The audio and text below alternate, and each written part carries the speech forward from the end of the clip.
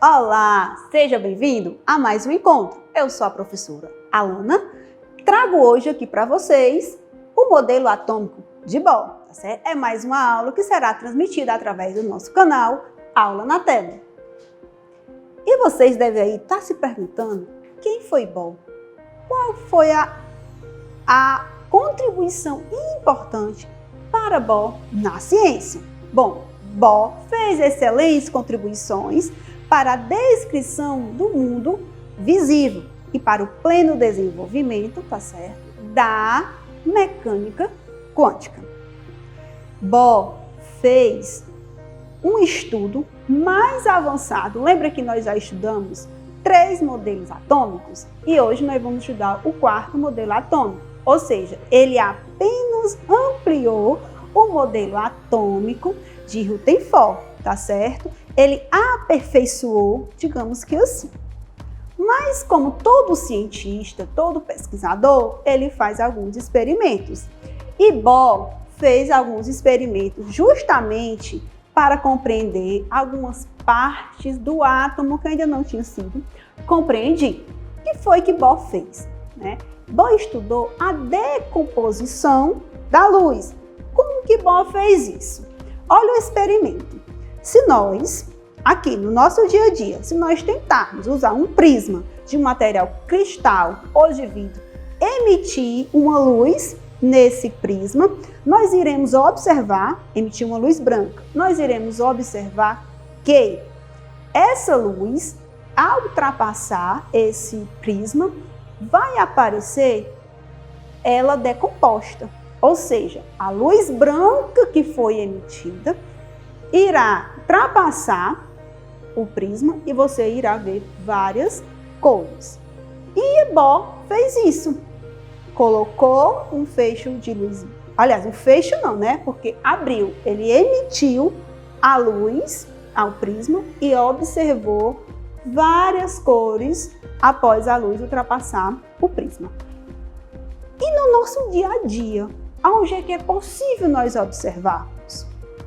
Através do arco-íris.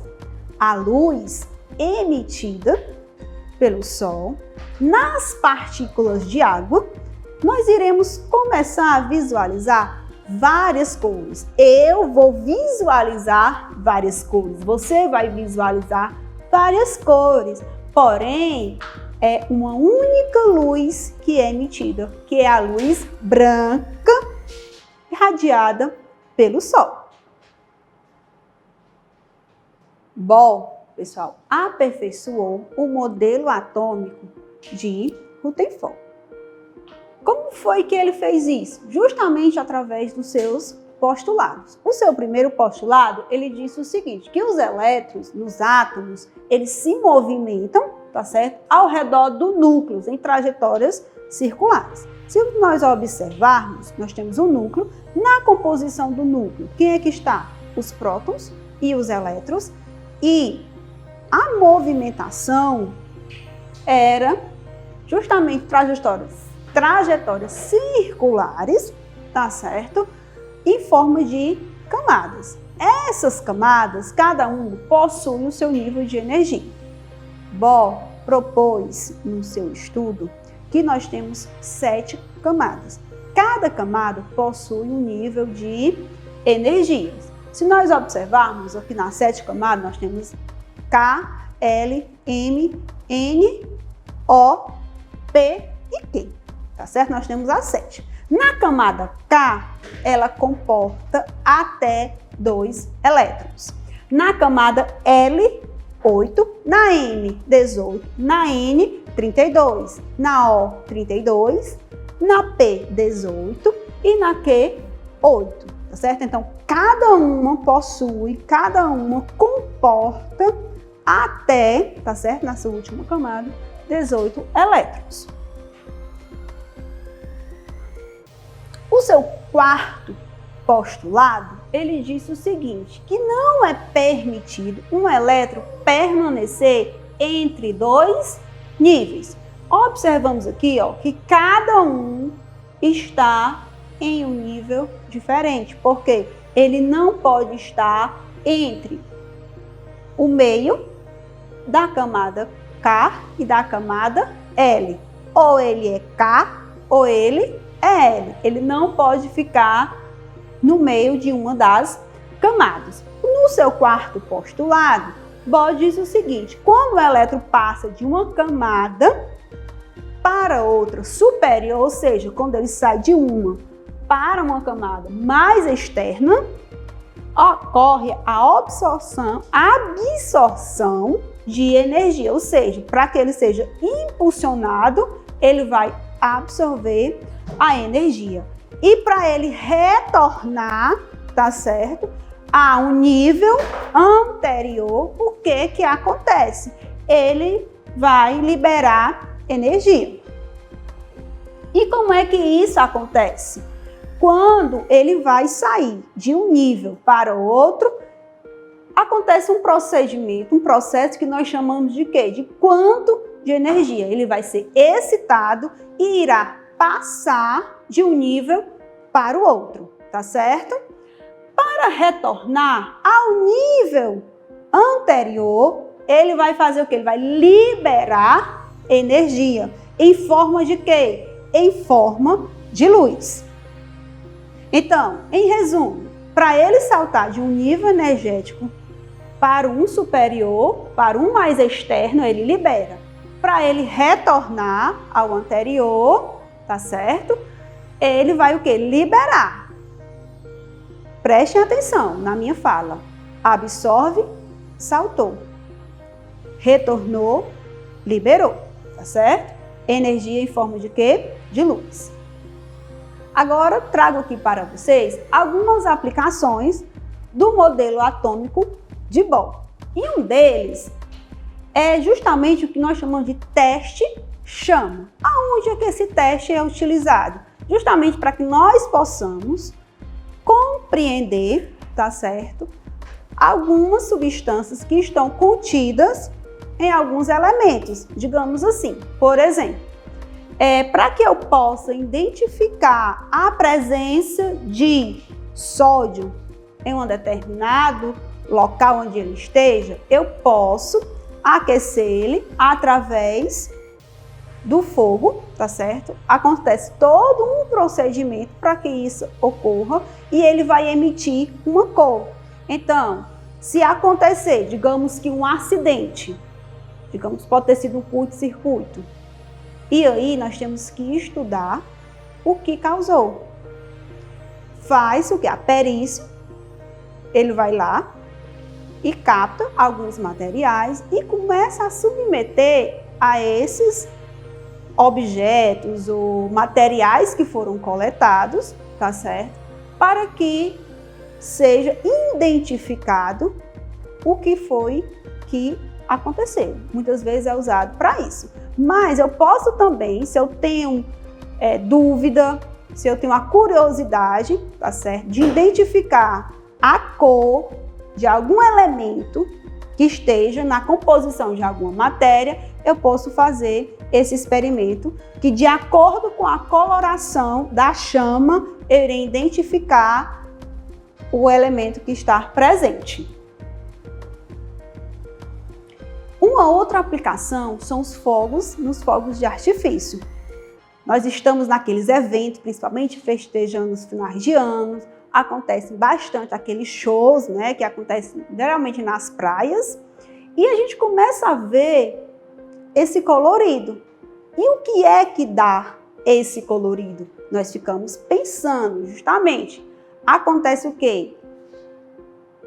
A excitação dos elétrons que estão compostos naquele elemento, tá certo? Digamos que na pólvora, por exemplo, porque para fabricar a pólvora, além do elemento químico que compõe ela, tem também os outros que são colocados para dar a cor. Por exemplo, nós temos aqui, o fogo de artifício é composto por pólvora e por um sal de um elemento químico determinado. Ou seja, ele vai escolher a cor que seja emitida e irá, junto com essa pólvora, acrescentar esse elemento. Como nós vimos anteriormente na planilha, na tabelazinha que nós vimos anteriormente, vocês observaram que diversos elementos tá certo? Até voltar aqui para vocês observarem, ó, por exemplo, o sódio é laranja, o potássio é violeta, o cobre é azul esverdeado. Então, ele irá misturar junto à pólvora algumas substâncias, para quê? Para que aconteça essa explosão e essa chuva de cores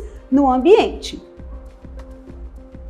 E para simbolizar esse momento, eu trouxe um experimento de algo que é bem utilizado no nosso dia a dia, que são as velas vulcão, utilizadas nos aniversários. E vocês vão observar que show de cores acontece com essa vela. Só um minuto. Aqui para o experimento, eu trago para vocês a vela, tá certo? Que na composição dela vocês vão observar que vai ter a pólvora aqui dentro.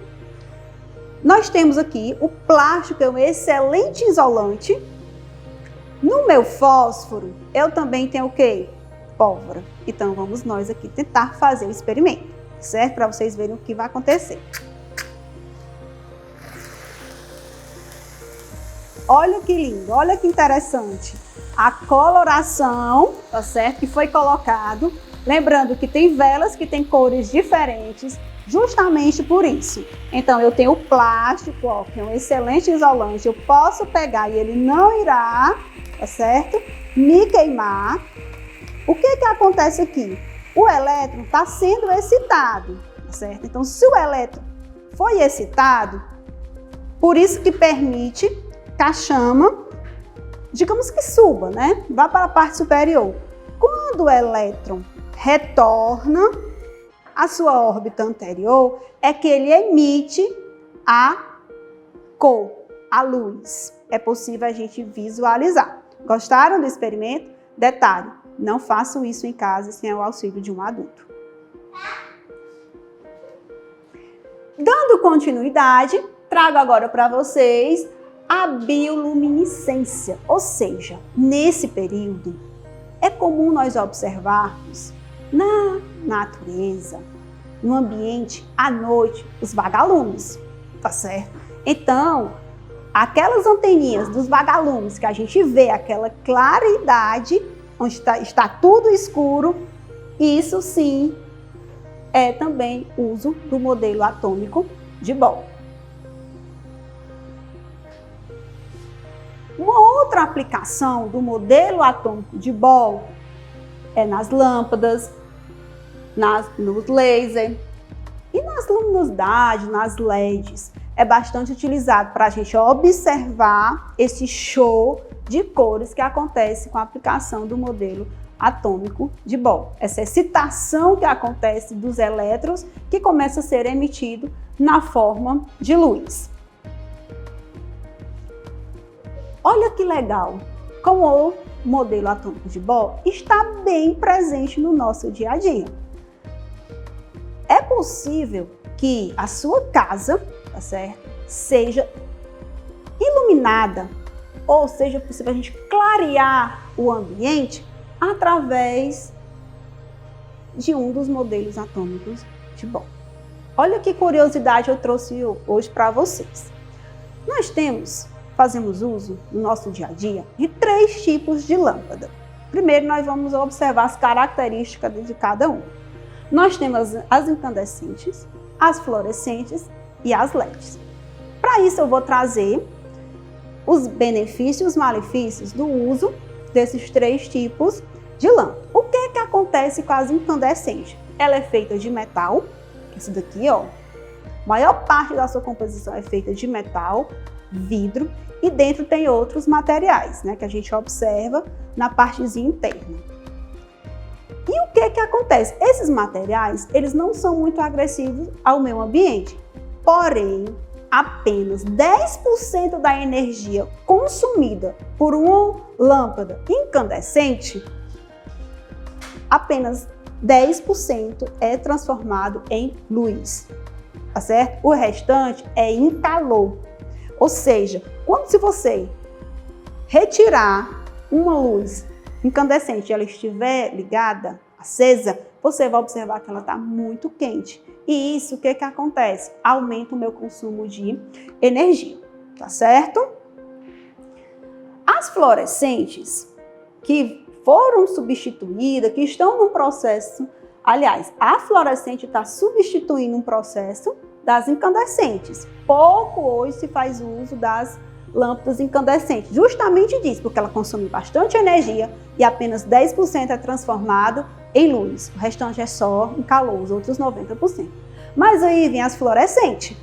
Já é um pouco mais econômica, porém, na composição da lâmpada fluorescente, ela tem alguns elementos químicos que são altamente poluentes ao meio ambiente, que é o argônio, o vapor de mercúrio, o fósforo, que, descartado de uma forma incorreta na natureza, irá contaminar o ambiente. E esses materiais utilizados, o que irá acontecer?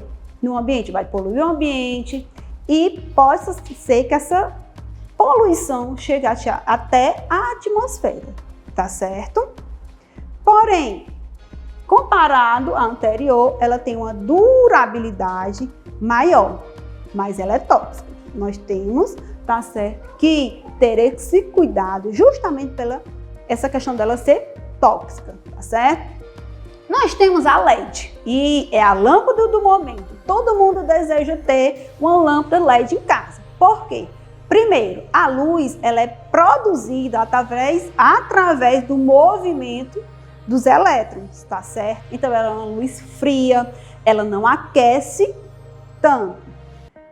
Outra, o gasto dela de energia é de apenas 1/10 comparado à fluorescente. Tá certo? Então, é um consumo bem menor de energia, justamente por conta dela ser o quê? Uma lâmpada fria.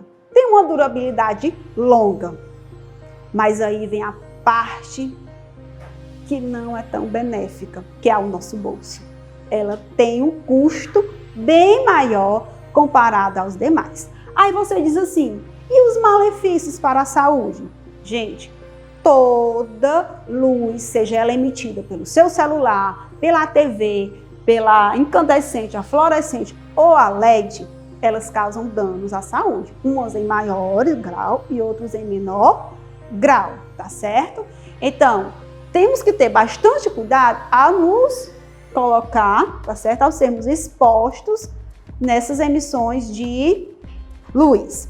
Então, também, apesar dela trazer o benefício da claridade para nós, ela também traz o quê?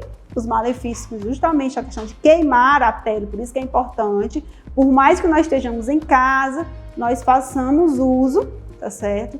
De protetores, porque ela também queima a nossa pele. E a forma de descarte? Nós temos que ter bastante cuidado, principalmente com as lâmpadas fluorescentes. Como eu falei anteriormente, por conta que elas poluem o meio ambiente. Nós temos que ter esse cuidado. Além do vidro, que é um risco. Tem cidades que têm espaços destinados à coleta, tá certo? De lâmpadas. Não sei se na nossa cidade tem, mas você pode fazer essa pesquisa ou você pode também criar esse espaço para que seja descartado de forma correta no meio ambiente.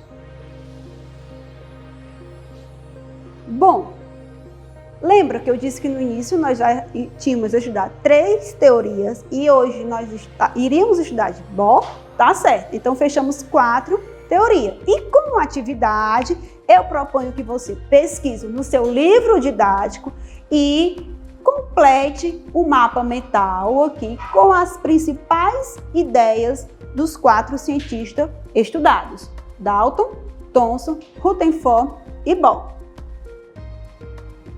E por hoje é só. Aguardo vocês no próximo encontro. Não esqueçam de curtir e seguir o nosso canal. Até breve. Tchau, tchau!